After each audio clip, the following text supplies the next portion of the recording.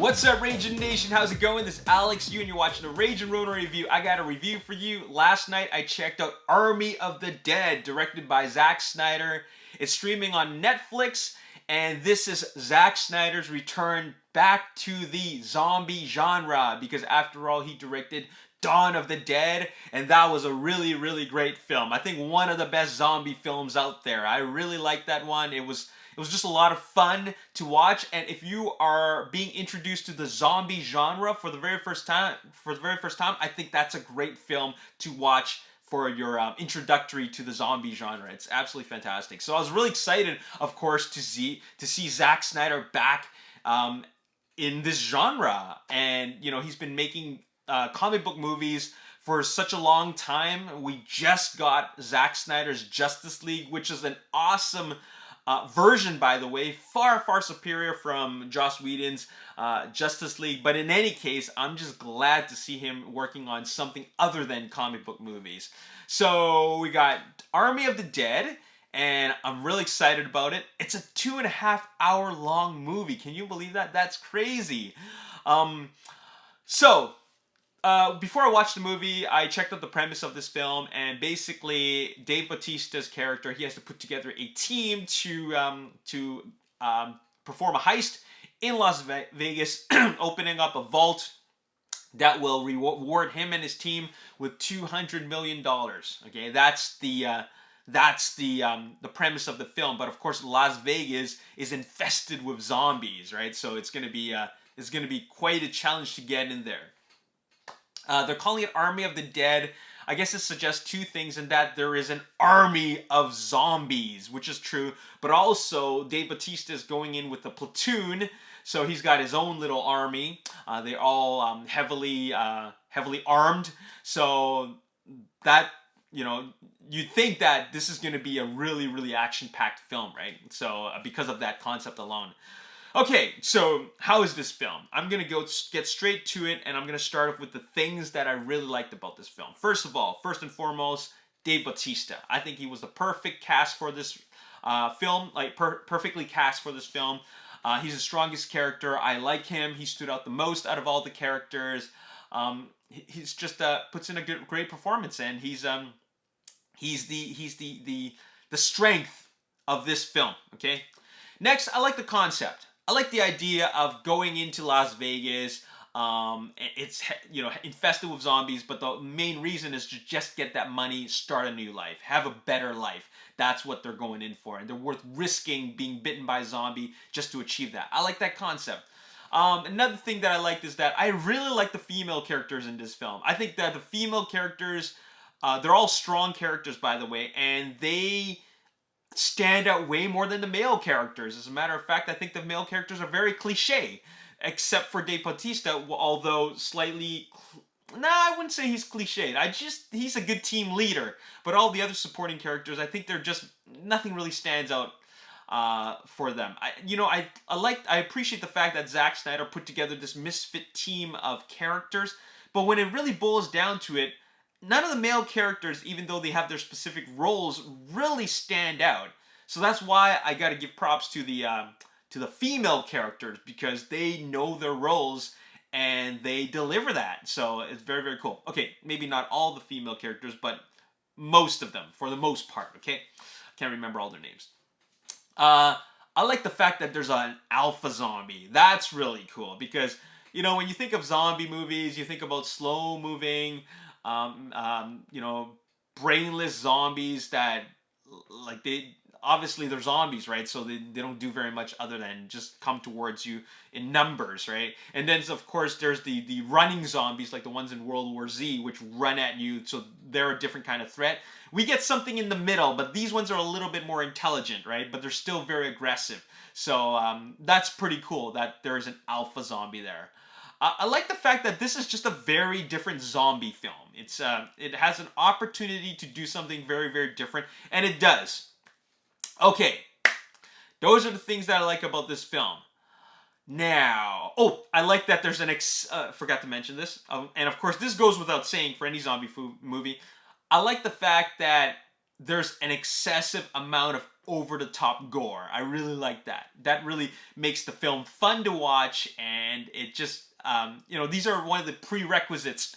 It's a requirement, rather, of a zombie film, and they deliver upon that really, really well. Okay, Zack Snyder, like, he has a lot of fun with this. I mean, if you've seen any of Zack Snyder's R-rated films, you know that he's no stranger to bringing in the gore and the blood and guts. You know what I'm saying? Okay, so let me tell you how I really feel about this film. I feel like there was a missed opportunity here. This movie's called Army of the Dead. You know what the concept is. You know what the premise suggests. So it really wasn't as action-packed as I thought. The movie is 2.5 hours, and I thought there would be a lot of, like, I thought they would go in with guns blazing and then and then separate into smaller groups and get into more guns blazing scenes.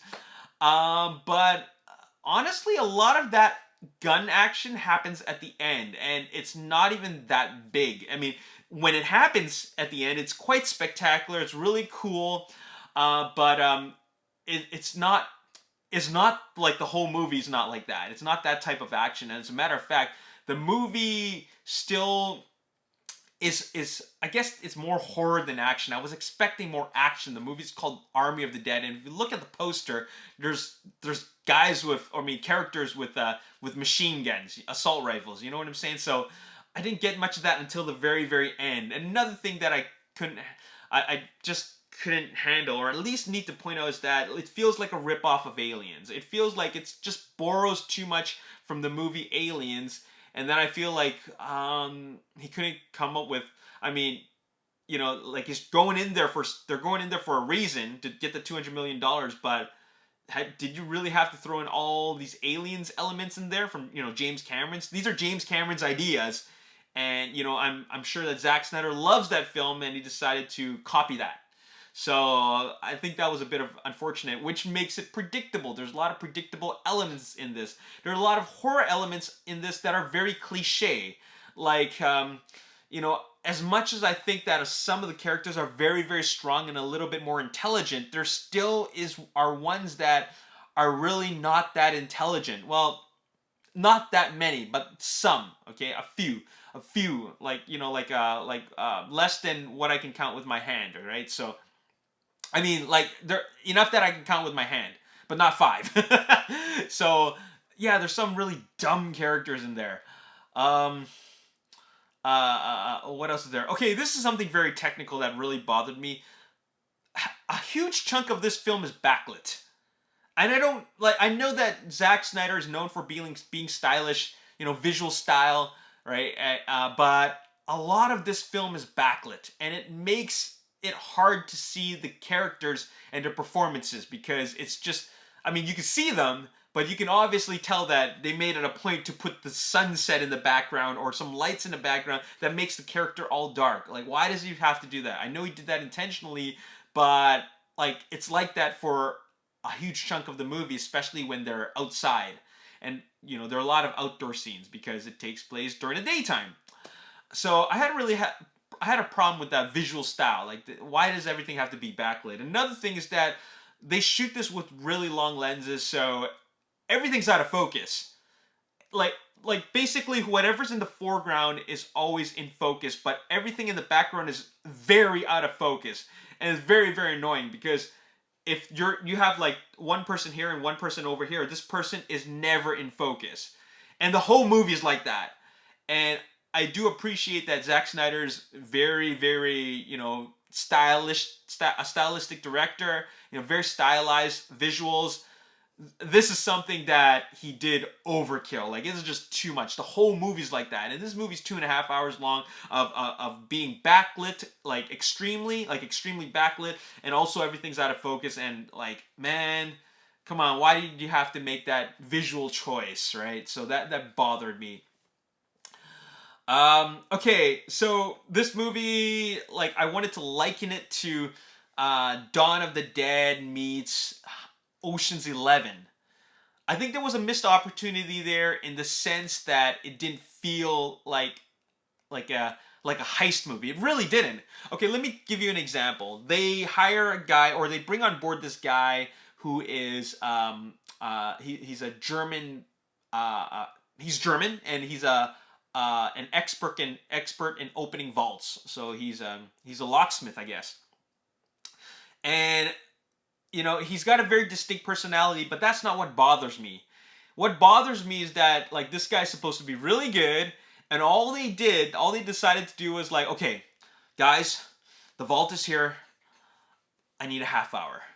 Okay, so in movie time that means like 3 minutes. Okay, and then he says that okay, I got it done. It's done.